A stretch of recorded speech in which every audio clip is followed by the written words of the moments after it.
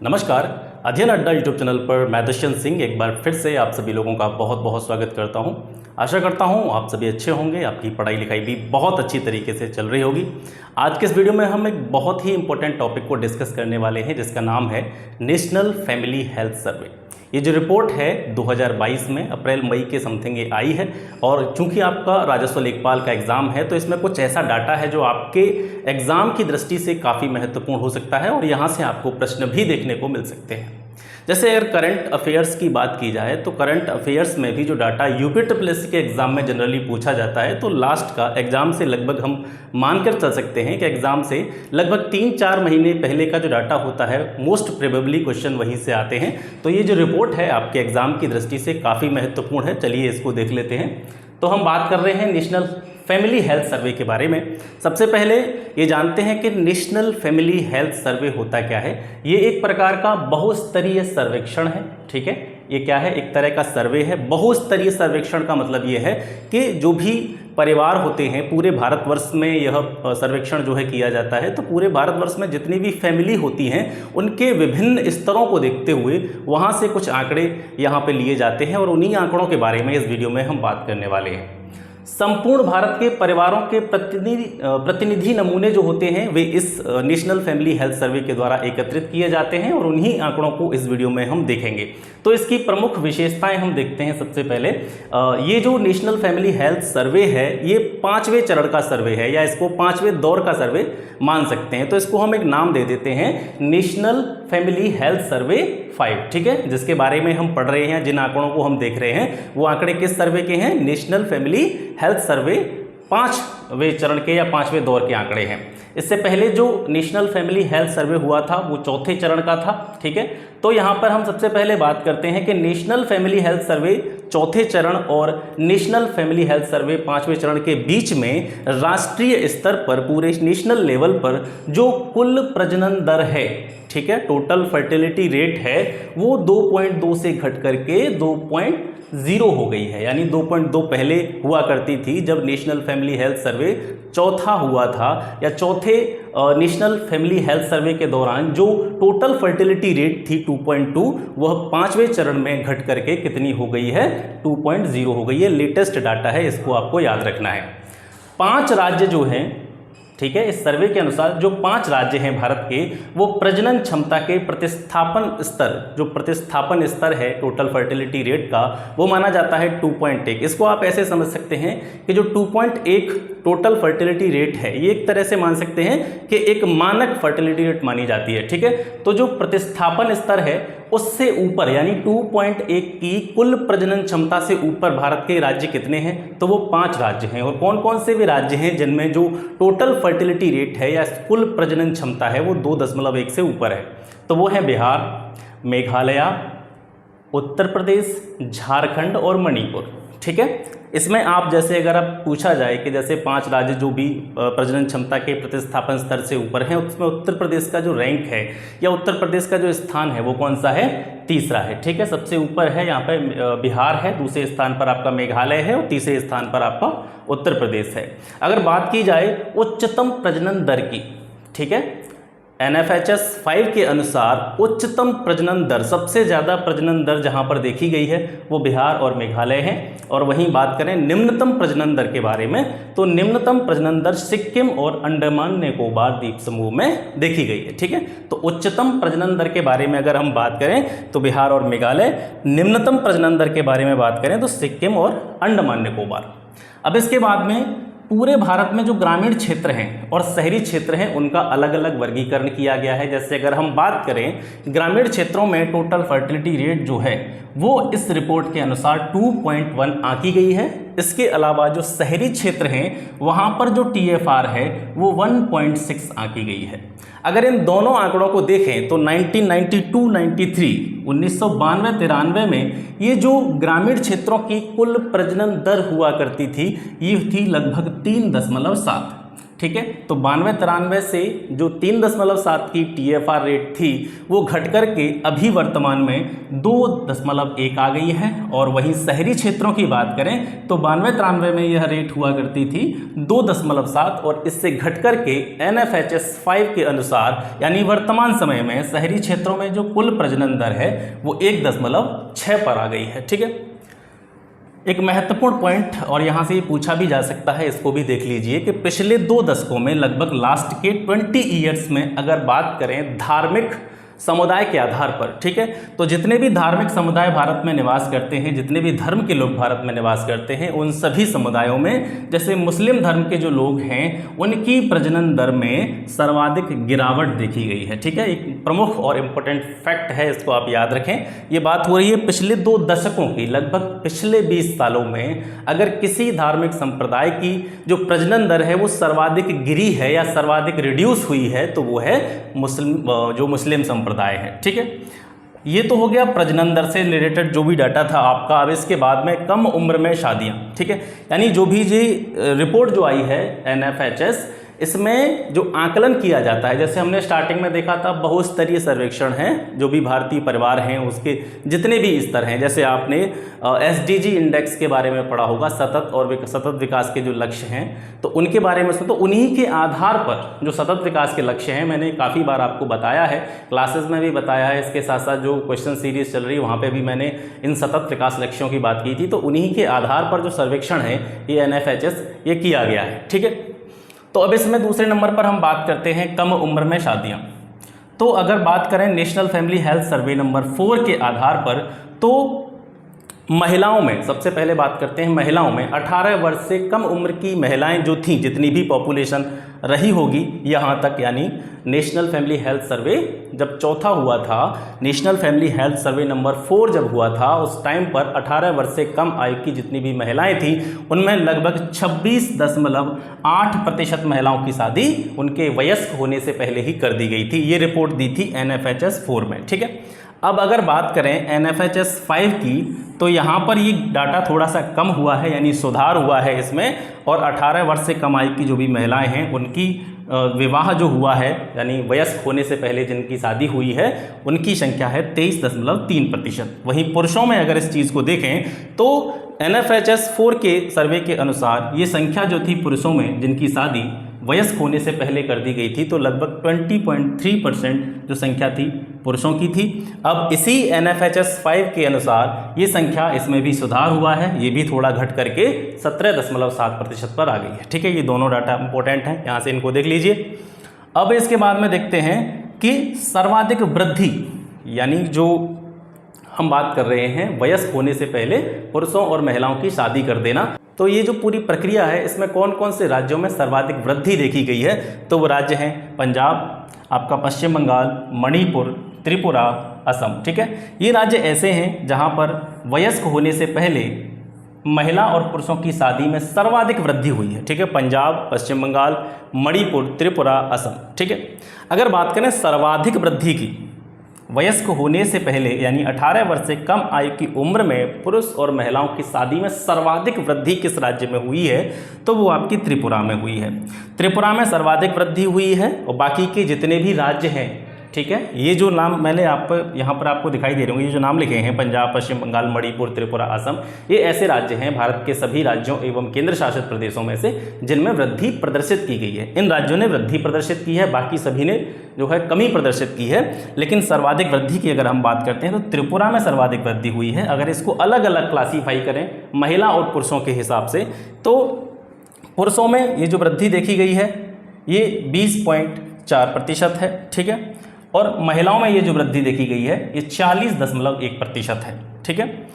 यानी ये जो 20.4% और 40.1% डाटा है, इसका मतलब ये है कि त्रिपुरा में जैसे मान लीजिए 18 वर्ष से कम आयु के जितने भी पुरुष होंगे उनमें से 20.4% की शादी उनके वयस्क होने से पहले कर दी गई। इसी तरीके से इसको भी ऐसे समझ सकते हैं कि त्रिपुरा में जितनी भी महिलाएं थीं, ठीक है, त्रिपुरा में जितनी भी महिलाएं थीं उनमें से 18 वर्ष की आयु पूरी करने से पहले ही 40.1% महिलाओं की शादी उनके 18 वर्ष होने से पहले ही कर दी गई। ठीक है। अगर NFHS 4 की बात करते हैं तो उस टाइम पर ये डाटा कम था। लगभग उस टाइम पर जिस टाइम पर NFHS 4 रिपोर्ट आई थी वहाँ पर 16.2% पुरुषों की शादी उनके वयस्क होने से पहले ही कर दी गई थी, और वहीं महिलाओं की बात करें तो 33.1% महिलाओं की शादी उनके वयस्क होने से पहले ही कर दी गई थी। तो दोनों चीज़ों को अगर आप यहाँ पर देखेंगे तो आप ये समझेंगे कि जो चौथी रिपोर्ट आई थी उस रिपोर्ट के अनुसार पांचवी रिपोर्ट की अगर कंपेयरिंग करें तो वहाँ से ये डाटा थोड़ा सा बड़ा है, ठीक है। यानी यहाँ पर ये चीज़ें बढ़ती हुई प्रतीत दिखाई दे रही हैं हमको। त्रिपुरा में चौथी रिपोर्ट के अनुसार 16.2% पुरुषों की शादी की गई थी वयस्क होने से पहले, और ये बढ़कर के अब 20.4% पर आ गई। और यहाँ पर 33.1 महिलाओं की शादी वयस्क होने से पहले की गई थी, अब ये बढ़कर के अब की 40.1% पर पहुँच गई है, ठीक है। उच्चतम दर, ये उच्चतम दर किसकी हो रही है? उच्चतम दर किसके संबंध में बात हो रही है? ये जो पूरा चल रहा है यहाँ पर हम इस टॉपिक पर बात कर रहे हैं कम उम्र में शादियाँ। तो कम उम्र में शादियाँ करने की जो दर है, कम उम्र में शादियां होने की जो दर है वहाँ पर बिहार और पश्चिम बंगाल है। वहीं न्यूनतम दर की बात करें तो जम्मू कश्मीर, लक्षद्वीप, लद्दाख, हिमाचल प्रदेश, गोवा, ये राज्य ऐसे हैं जहाँ पर न्यूनतम दर जो है वो देखी गई है, ठीक है। किशोर गर्भावस्था की बात करें तो 7.9% से घट करके यह 6.8% पर आ गई है। इसका मतलब है कि 18 वर्ष की आयु पूरी करने से पहले ही जो बालिकाएं या फिर कह सकते हैं महिलाएं जो गर्भवती हो जाती हैं उनकी दर जो है पहली रिपोर्ट के अनुसार 7.9% थी, अब ये इस रिपोर्ट के अनुसार घट करके 6.8% पर आ गई है, ठीक है। गर्भ निरोधक पद्धति का जो उपयोग किया जा रहा है उसके आंकड़े अगर देखें तो ये जो सर्वाधिक वृद्धि या सर्वाधिक संख्या अगर हम देखेंगे महिलाओं की बात स्पेशली हम यहाँ पर कर रहे हैं, तो यहाँ पर ये दिखाया गया है कि जो भी कार्यरत महिलाएं हैं जो कहीं ना कहीं किसी न किसी रोजगार में लगी हुई हैं या कोई जॉब वगैरह या अपना कोई प्रोफेशन वगैरह जो भी कर रही हैं, तो कार्यरत महिलाओं की जो संख्या है उस संख्या का लगभग 66.3% महिला जो हैं उनके द्वारा क्या किया जा रहा है? आधुनिक गर्भ निरोधक पद्धति का उपयोग किया जा रहा है। वहीं जो ऐसी महिलाएं हैं जो कहीं पर भी कार्यरत नहीं है, कोई भी कार्य नहीं कर रही हैं, केवल कह सकते हैं हाउसवाइफ का कार्य जो है संभाल रही हैं, उनमें यह जो परसेंटेज है वो काफ़ी डाउन है। तो सबसे पहले आप इसका एक लीजिए स्क्रीनशॉट, उसके बाद में आगे की चीज़ों की तरफ बढ़ते हैं। अब बात करते हैं महिलाओं के खिलाफ घरेलू हिंसा की घटनाओं के बारे में। तो 2015-16 में अगर देखा जाए तो ये जो घटनाएँ थीं लगभग 31.2% दर्ज की गई थी, और वहीं NFHS के 5वें चरण की रिपोर्ट के अनुसार 2019-21 में, ठीक है, 2019-21 के समय तक 29.3% घटनाएं दर्ज की गई हैं। तो यहाँ से आप स्पष्ट रूप से अंदाज़ा लगा सकते हैं कि 2015-16 के सापेक्ष 2019 से लेकर के 21 तक जो घरेलू हिंसा की जो घटनाएं हैं महिलाओं के खिलाफ उसमें क्या है? गिरावट दर्ज की गई है। हालांकि यह गिरावट मामूली है, ठीक है, बहुत ज़्यादा गिरावट दर्ज नहीं की गई है, लेकिन फिर भी 31.2% के सापेक्ष 29.3% की घटनाएं 2019-21 में दर्ज की गई हैं। सर्वाधिक घटनाओं की बात अगर करें कि महिलाओं के खिलाफ घरेलू हिंसा की जो सबसे ज़्यादा घटनाएं दर्ज की गई हैं वो कर्नाटक में लगभग यहाँ पर 48% घटनाएं जो है घरेलू हिंसा की दर्ज की गई हैं।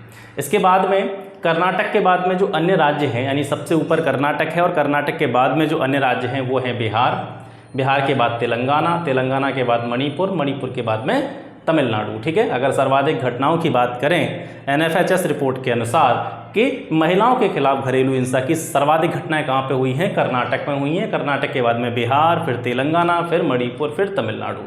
सबसे कम घटनाओं की अगर हम बात करते हैं तो नाम आता है लक्षद्वीप का। लक्षद्वीप में घरेलू हिंसा की सबसे कम घटनाएं दर्ज की गई हैं जो लगभग 2.1% हैं, ठीक है। संस्थागत जन्म के बारे में बात करते हैं। संस्थागत जन्म का मतलब क्या है कि जो भी हमारे सामुदायिक स्वास्थ्य केंद्र होते हैं या सरकारी अस्पताल होते हैं वहाँ पर जो बच्चों का जन्म होता है उसको हम क्या कहते हैं? संस्थागत जन्म। तो संस्थागत जन्म जो है इसकी कुल दर की अगर बात करें पूरे राष्ट्रीय स्तर पर तो ये पिछली रिपोर्ट के अनुसार 79% थी, यानी 79% बच्चों का जन्म जो हुआ था वो किसी न किसी सरकारी अस्पताल में हुआ था, और इस रिपोर्ट के अनुसार इसमें वृद्धि हुई है और लगभग ये 89% पर पहुंच गई है। ग्रामीण और शहरी क्षेत्रों को अलग अलग वर्गीकृत करते हुए देखते हैं कि ग्रामीण क्षेत्रों में संस्थागत जन्म की जो दर है इस रिपोर्ट के अनुसार वर्तमान वो है 87%, और शहरी क्षेत्रों में यही दर जो है वो 94% तक है, ठीक है। टीकाकरण के स्तर की बात करें तो 12 से लेकर के 23 महीने के जो बच्चे हैं उनमें पिछली रिपोर्ट के अनुसार जो टीकाकरण था लगभग 62% टीकाकरण हुआ था। और इस लेटेस्ट रिपोर्ट के अनुसार अगर हम देखते हैं, जो 5वीं रिपोर्ट है, इसके अनुसार देखते हैं तो ये टीकाकरण जो है ये भी बढ़ा है। 62% से लेकर के ये कहाँ पर आ गया है, 77% पर आ गया है। अब एक टर्म आता है स्टंटिंग। स्टंटिंग को पढ़ने से पहले स्टंटिंग के बारे में समझ लीजिए, स्टंटिंग होता क्या है। स्टंटिंग का सीधा सीधा मतलब है कि ऐसे बच्चे जिनमें उम्र के हिसाब से उनके जो कद है उसकी वृद्धि न हो, यानी उम्र के हिसाब से कद में जो कम वृद्धि होती है, ठीक है, उसको क्या कहते हैं, हम स्टंटिंग कहते हैं। और स्टंटिंग के साथ ही एक और टर्म यूज किया जाता है, वेस्टिंग। ठीक है, तो वेस्टिंग क्या होता है, उम्र के हिसाब से जो वजन में कमी होती है, यानी किसी बच्चे की उम्र ज़्यादा हो गई है लेकिन उम्र के हिसाब से उसमें क्या नहीं है, वेट नहीं है, वजन नहीं है, तो उस प्रक्रिया को हम कहते हैं वेस्टिंग। और उम्र के हिसाब से अगर उसका कद बढ़ा नहीं है या कद में वृद्धि नहीं हुई है तो उसको हम स्टंटिंग कहते हैं। तो स्टंटिंग में क्या हुआ है, पिछले 4 वर्षों में, यानी पिछले 4 वर्षों का मतलब आप ये समझ सकते हैं कि इससे पहली जो रिपोर्ट आई थी उसके अनुसार पिछले 4 वर्षों में 5 वर्ष से कम उम्र के जो बच्चे थे उनमें जो स्टंटिंग की रेट थी 38% से घट करके वो क्या आ गई है, 36% आ गई है। यानी पिछली रिपोर्ट के अनुसार जो बच्चों में स्टंटिंग थी, 5 साल से कम के जो बच्चे थे उनमें यह दर थी 38%, और इस लेटेस्ट रिपोर्ट के अनुसार ये जो स्टंटिंग की दर है ये घट करके 36% पर आ गई है। ठीक है, 2019-21 में शहरी क्षेत्र और ग्रामीण क्षेत्रों को अगर इसको देखें, यानी 2019-21 का मतलब है इसी NFHS रिपोर्ट के अनुसार ग्रामीण क्षेत्र में जो स्टंटिंग की दर है बच्चों में, 5 साल से कम के जो बच्चे हैं वो 30%, और ग्रामीण क्षेत्रों में देखा जाए तो ये थोड़ी सी बढ़ी हुई है। शहरी क्षेत्रों के सापेक्ष ये है लगभग 37%। ठीक है, यानी हम ये कह सकते हैं ग्रामीण क्षेत्र के जो बच्चे हैं उनमें 5 वर्ष से कम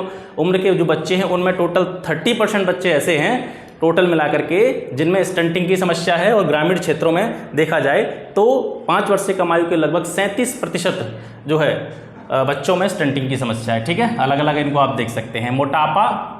मोटापे की प्रॉब्लम देखें तो राष्ट्रीय स्तर पर महिला और पुरुष का आंकड़ा देखते हैं अलग अलग। मोटापा राष्ट्रीय स्तर पर देखें तो महिलाओं की सबसे पहले बात करते हैं तो पिछली रिपोर्ट के अनुसार 21% जो महिलाएं थी वो मोटापे का शिकार थीं, और वर्तमान समय में ये थोड़ा सा बढ़ा है और ज़्यादा बढ़ गया है, ये 24% तक पहुंच गया है।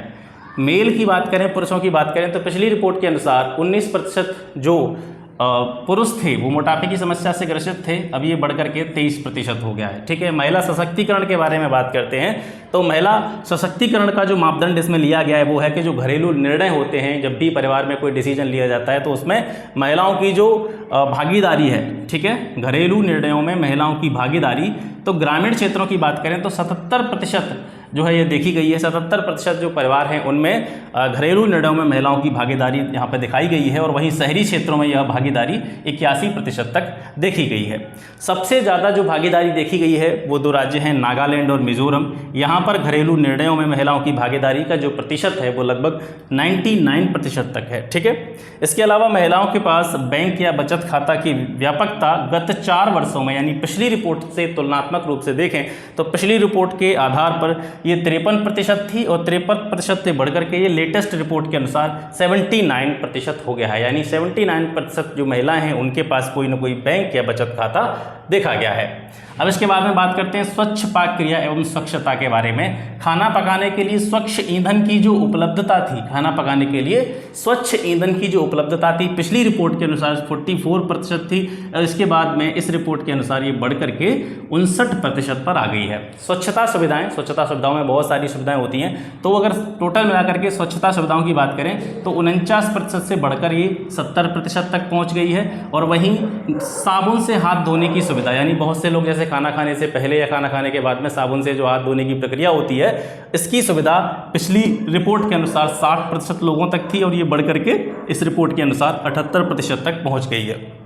लास्ट में ये जो वाला डाटा है ग्रामीण स्वास्थ्य प्रमुख मानदंड, ये डाटा को आप बहुत ध्यान से देखेंगे। हालांकि इसमें जिन चीज़ों के बारे में हम बता रहे हैं, जैसे आपका सब सेंटर्स हो गए, उपकेंद्र जो होते हैं, इसके अलावा जो प्राइमरी हेल्थ सेंटर्स होते हैं, ठीक है, कम्युनिटी हेल्थ सेंटर्स होते हैं, CSC, PSC या फिर SC, इनके बारे में हम एक वीडियो बनाया था हमने जब हम स्वास्थ्य योजनाएं वगैरह पढ़ रहे थे, या भारत का जो भी ग्रामीण क्षेत्रों का या शहरी क्षेत्रों का जो स्वास्थ्य ढांचा है, अस्पतालों का जो ढांचा है, उसके बारे में जब हम पढ़ रहे थे तो हमने इन सभी चीज़ों के बारे में पढ़ा था।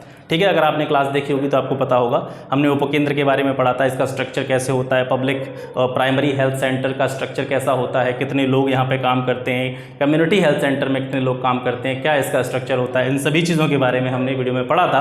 अब ये जो डाटा है, ये डाटा जो हम पढ़ रहे हैं, ये डाटा है 31 मार्च 2021 तक का, ठीक है। 31 मार्च 2021 तक का डाटा है, इसमें हम बात कर रहे हैं। तो इसका मतलब ये है कि जो सब सेंटर्स हैं, ठीक है, उपकेंद्र जो हैं, उपकेंद्रों की संख्या इस समय वर्तमान में भारत में कितनी है, 1,57,819। बहुत ही इंपॉर्टेंट डाटा है ये, ठीक है। प्राइमरी हेल्थ सेंटर जो हैं, ठीक है, प्राइमरी हेल्थ सेंटर्स की संख्या जो है वो वर्तमान समय में 30,579 है। ध्यान रहे ये डाटा 31 मार्च 2021 तक का है। कम्युनिटी हेल्थ सेंटर्स की संख्या इस समय तक 5,951 है, ठीक है। अगर बात करें पब्लिक जो प्राइमरी हेल्थ सेंटर्स हैं उनमें जो चिकित्सक हैं उनकी संख्या की बात करें तो 38,525 चिकित्सक यहाँ पर कार्य कर रहे हैं। कम्युनिटी हेल्थ सेंटर्स पर जो चिकित्सकों की संख्या है वो लगभग 5,760 है, ठीक है। अभी जो परसेंटेज आपको देख रहा है इसको भी थोड़ा सा देख लीजिएगा। ये जो प्रतिशत वृद्धि मैंने यहाँ पे आपको दिखाई है, ये वृद्धि 2013-14 से लेकर के 20-21 के बीच में, वर्ष 2013-14 से लेकर के 2020-21 के बीच में इनकी संख्या में कितने प्रतिशत की वृद्धि हुई है, ये डाटा यहाँ पे आप देख सकते हैं। अगर उपकेंद्रों की बात करें तो 2013-14 के सापेक्ष 20-21 में जो संख्या बढ़ी है वो 3.6% जो है सब सेंटर्स की संख्या बढ़ी है। पीएससी की संख्या देखें तो ये 22.2% बढ़ी है। कम्युनिटी हेल्थ सेंटर की संख्या देखें तो ये 11% बढ़ी है। वहीं प्राइमरी हेल्थ सेंटर्स में जो चिकित्सक हैं, डॉक्टर हैं, उनकी संख्या में कितनी वृद्धि हुई है, 40.9% वृद्धि हुई है 2013-14 से लेकर के 2020-21 तक। और इसके अलावा जो कम्युनिटी हेल्थ सेंटर्स हैं इनमें जो चिकित्सक कार्य कर रहे हैं या जो विशेषज्ञ कार्य कर रहे हैं इनकी संख्या में 40.8% की वृद्धि हुई है वर्ष 2013-14 से 2020-21 के बीच में, ठीक है। तो ये हो गया आज का वीडियो। इसमें हमने बहुत सारे इंपॉर्टेंट फैक्ट्स को कवर किया। पूरी रिपोर्ट जो कि नेशनल फैमिली हेल्थ सर्वे की रिपोर्ट थी, 5वें चरण की रिपोर्ट थी, इसमें बहुत सारे इंपॉर्टेंट फैक्ट्स को हमने कवर किया है जो आपके एग्जाम की दृष्टि से काफ़ी महत्वपूर्ण हो सकते हैं। इसके अलावा एक चीज़ और आपको बता दूं कि जैसे आप लोग से सोच रहे होंगे कि मैं ग्रामीण परिवेश पर या ग्राम समाज विकास पर वीडियोस नहीं डाल रहा हूं, तो मेरी समझ से जितना भी मटेरियल आपको मिल चुका है अब तक वो पर्याप्त है। और उसके अलावा फालतू की चीज़ें पढ़ने के लिए मेरी समझ से आपके पास समय नहीं होना चाहिए और न ही आपको कोई भी फालतू चीज़ की तरफ ध्यान देना चाहिए। दरअसल ये होता है एग्ज़ाम टाइम पर अगर हम बहुत सारा मटेरियल इकट्ठा करते हैं या एग्ज़ाम टाइम पर हम बहुत सारी आलतू फालतू चीज़ों को पढ़ना स्टार्ट कर देते हैं तो जो चीज़ें हम पिछले समय से पढ़ते चले आ रहे हैं, पिछले 2-3 महीने से या 4 महीने से जो चीज़ें हम पढ़ रहे हैं उनका आउटपुट भी बिल्कुल ख़राब हो जाएगा। सिलेबस लगभग कंप्लीट हो चुका है, आपका कंप्लीट ही है, उसको आप मैक्सिमम रिवाइज करते रहें, ज़्यादा से ज़्यादा उसका रिवीजन करें। इसके अलावा करंट अफेयर्स की प्रॉब्लम थी वो मैंने आपको PDF शेयर कर दी है और शायद हो सकता है कि मैं एक पहला व्यक्ति हो सकता हूं ऐसा कि जो कि वीडियो बनाने से पहले आपको PDF दे देता है, ठीक है। नहीं, जनरली लोग क्या करते हैं, अगर PDF है उनके पास तो पहले वीडियो बनाएंगे और वीडियो जब लोग देख लेंगे पर्याप्त तब उनको PDF देंगे या न फिर तब उनको PDF प्रोवाइड की जाएगी या फिर नहीं प्रोवाइड की जाएगी, ये हो सकता है। लेकिन मैंने आपका समय बचाने के लिए आपको जो नेशनल करंट अफेयर्स थे उनके जो लास्ट 6 मंथ का था वो मैंने आपको सेंड कर दिया। इसके अलावा यूपी स्पेशल का जो करंट अफेयर था लास्ट 6 मंथ का वो मैंने आपको सेंड कर दिया है, उसको आप वहीं से रिवाइज करते रहें। और एक महत्वपूर्ण चीज़ आपके लिए मैं बता देना चाहता हूं कि जो UPSSC, जैसे मैंने वीडियो के स्टार्टिंग में भी आपसे कहा था कि UPSSC जो करंट अफेयर पूछता है वो जनरली एग्जाम से 3 महीने पहले का मैक्सिमम पूछता है। ये नहीं कि इससे पहले का पूछता नहीं है, लेकिन बहुत कम प्रश्न पूछे जाते हैं, लेकिन जो मैक्सिमम पूछा जाता है वो एग्जाम से लगभग 3 महीने पहले का पूछा जाता है। और ये आप पिछले पेपर्स को उठा करके देखेंगे या अभी जो हालिया पेपर हो रहे हैं UPSSC के, उन पेपर्स को उठा करके देखेंगे तो आपको ये चीज़ अच्छी तरीके से समझ में आ जाएगी। तो इस चीज़ को मैं आपको क्यों बता रहा हूँ कि 1-2 दिन में आपको मैं जैसे कि मान के चलिए कि जून से पहले मई और मई से पहले अप्रैल, मई और जून, ये 3 महीने का करंट अफेयर बहुत अच्छी तरीके से, बाकी जो मैंने PDF दी है उसको आप अपने स्तर से पढ़ते रहिए, ठीक है। एक बार उसको 1-2 बार आपको रिवाइज कर लेंगे, PDF आपके पास है, बिल्कुल बहुत ज़्यादा उसमें दिक्कत नहीं, क्वेश्चन फॉर्म में उसमें लिख रहा है तो आपको रिवाइज करने में भी दिक्कत नहीं होनी चाहिए। लेकिन जो अप्रैल, मई और जून का करंट अफेयर है वो मैं आपको 2-3 दिन में वीडियो के थ्रू, ठीक है, क्योंकि ऐसा मैं मानता हूं कि चीज़ें पढ़ने से ज़्यादा अगर कोई आपको सुनाए या आप किसी के मुंह से सुनो तो वो चीज़ ज़्यादा इफेक्टिव रहती है। ठीक है, कोई चीज़ हमको कोई सुना रहा है, बोल बोल के अगर कोई चीज़ हमको बता रहा है तो वो चीज़ पढ़ने से ज़्यादा इफेक्टिव वहाँ पर दिखाई देती है। तो अप्रैल, मई और जून का करंट अफेयर मैं खुद लिख रहा हूँ और 1-2 दिन में वो कंप्लीट हो जाएगा। कंप्लीट होने के बाद में उसको मैं आपको वीडियो के थ्रू प्रोवाइड कर दूंगा और उसको 2-3 बार बहुत अच्छी तरीके से कह सकते हैं उसको घोंट करके आपको पी जाना है, क्योंकि मैक्सिमम क्वेश्चन करंट अफेयर के अगर आएंगे तो वहीं से आपको देखने को मिलेंगे। ठीक है, तो फिर मिलते हैं आपसे नेक्स्ट वीडियो में एक नए टॉपिक के साथ। तब तक के लिए नमस्कार, जय हिंद।